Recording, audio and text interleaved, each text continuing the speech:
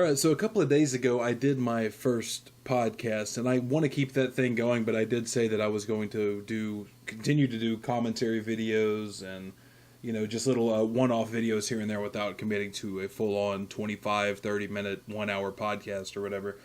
But I do want to follow up on something that I mentioned in a segment on that podcast from a couple of days ago, and that was Joe Biden's vice president pick, because as anyone paying attention now knows, Biden has, well, I say Biden has come out. I don't think Biden might, for all I know, Biden is not even aware that his vice presidential pick has been made.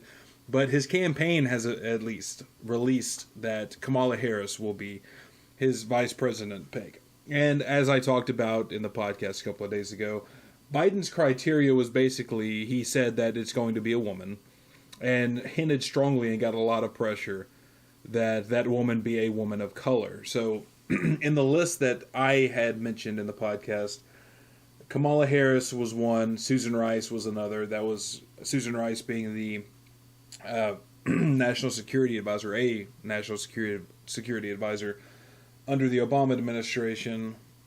Karen Bass was also mentioned. Some people had talked about maybe Stacey Abrams, which I think everybody kind of knew that wasn't going to happen. And I kind of took it for granted. I thought Kamala would have been the more obvious choice because obviously she's still in everyone's kind of recent memory because she was on the debate stage.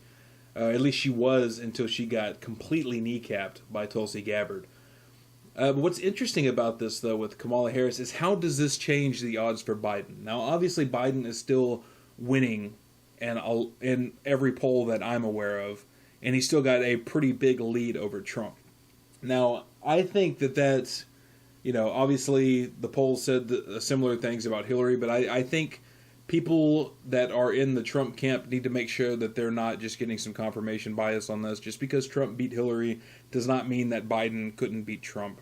I've said on the goddamn podcast, I said on this channel, I said several times in the past with friends and family and coworkers and stuff, that barring something big, Trump would win. Like if we went back to February of this year, or even January of this year, or even late last year, when the Democratic primaries were still going on, if we went back then, before coronavirus, basically, I thought Trump was an absolute shoo-in to win. First off, presidents tend to win, especially presidents coming back tend to win. Presidents that are incumbents tend to win when the economy, as far as the numbers go, look good. Barring something big, Donald Trump was going to be the president again. Now, obviously, coronavirus has changed some of that, but has it changed it enough? Because the Dow is back over 28,000, just for starters. And now, I understand what that means. I think everything is just, that's the Fed attempting to reinflate the bubble, the stock market's overvalued. I don't think that that's the actual economy. But again, a lot of people, a lot of voters see that, and they think that that means the economy is doing good. The jobs report that just came back did better than expected.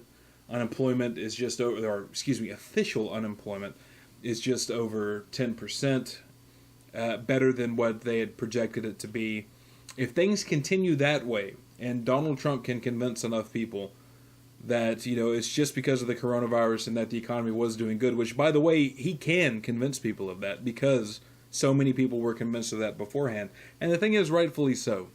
Biden can't really talk shit on that point because if Biden doesn't acknowledge that the economy was good under Trump, then Biden can't say the economy was good under Obama, because those same numbers were just slightly better under Trump than they were under Obama. So if this I won't call it necessarily a recovery.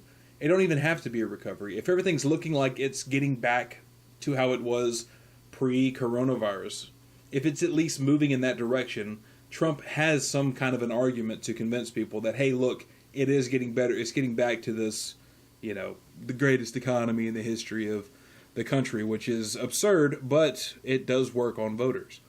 And again, Biden can't really come out and criticize that unless he also criticizes the 8 years he spent as vice president under Barack Obama. So what's interesting to this is how it changes the odds for Biden. I had kind of took for granted how bizarre a Kamala Harris pick would be. I did think she was the more obvious candidate because, like I say, she was in the primaries. She ran. A lot of people are familiar with her from the debates, at least if they didn't know her before.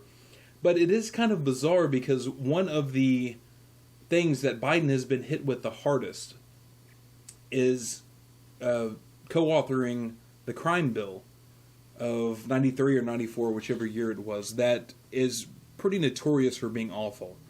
Awful in the sense that it led to mass incarceration of a lot of particularly young black men, and he catches a lot of shit in his circles, and I would say rightfully so, for that. But what's pretty bizarre on that is, normally when these politicians pick their running mate has something to offer the base that they themselves don't really have. You know, like Trump's thing with picking Mike Pence was, and I was against Pence as the running mate. I did vote for Trump in 2016. I won't be doing that again.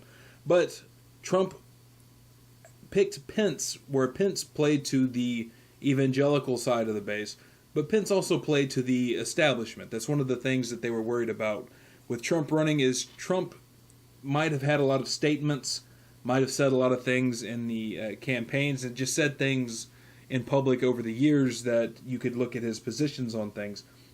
But Pence kind of solidified that base to just be like, okay, because he picked Pence, they see that as he can't go just too far out there. He won't just be so unpredictable because he'll have, Pence as his running mate. I think that helped solidify kind of the core of the Republican Party at the time, the establishment. They were like, okay, well, he's kind of out there, he's different, but he's got this guy who's well-known, this guy's one of us, this guy's going to be like his fucking sidekick, basically. What's interesting with Biden picking Kamala Harris is a lot of the left doesn't like Kamala Harris. Now, obviously, the right doesn't like Kamala Harris. The right doesn't like Joe Biden. But it's kind of interesting. I thought that he might pick somebody that would be a bit more of a toss to the progressives, because they know they need the Bernie vote. You need that Bernie wing of the party, which is constantly growing. You need the millennial vote, that vote Democrat, the progressive types. The people my age or younger that vote Democrat, that want, universal health care, which, by the way, Kamala does support, but a lot of those progressives don't like Kamala Harris. A lot of those further left young people that vote don't really like Kamala Harris, and a lot of that is because of her time as a prosecutor. Some of the stuff, again, Tulsi Gabbard completely obliterated her on national television, which was the one good thing Tulsi Gabbard ever brought to the debates. But it's an important point to say of how that helps or hurts Joe Biden. I think in the long run that actually hurts Joe Biden. I think Joe Biden needed somebody that was either a complete moderate, so we could say, or so the average voter could say, hey, look, we're tired of some of this shit with Trump. At least this is kind of a safe option. But at the same time, kind of needed somebody that played to the Bernie bros. And Kamala doesn't do that. They don't like Kamala Harris. And it also it has to be made a point out of here that she, during the debates, because I watched all the debates, she didn't straight up call Joe Biden a racist, but pretty much said it without saying it, that Joe Biden was a racist who hung out with segregationists while he served in Congress, that he gave him a lot of shit for opposing busing. I remember when that was a real big thing, because at the time, Kamala was doing well in the polls. This is before Tulsi kind of kicked her out, basically. After the Tulsi thing, she started crashing in all the polls. But she was still doing good in the polls then. A lot of people thought, wow, she might actually be able to kind of bullshit her way into this. Another thing she also said before Biden committed to running for office was that she believed Biden's accusers that accused him of sexual harassment, sexual assault, whatever you want to call it. There's articles of her going on record saying that she believed the accusers. Now, does she actually believe the accusers? Is she doing the political thing where it's #MeToo? Like, I have a quote here: I believe them and I respect them being able to tell their story and having the courage to do it. That sounds like politician speak. I don't know what she actually thinks. I don't know what any of these people actually think, whether they actually believe the shit that they say. But she did hit Joe Biden for that. So it's going to be really interesting to see what happens. I think if Donald Trump can convince people that the economy is slowly returning to what he had before, and he can convince people that Joe Biden's awful. Like, again, Joe Biden is awful. It's not really hard to do that. The only thing that makes that slightly hard is when you're Donald Trump and you yourself are pretty awful. Now, Donald Trump says a lot of dumb shit, but Joe Biden has a slowly rotting brain, basically.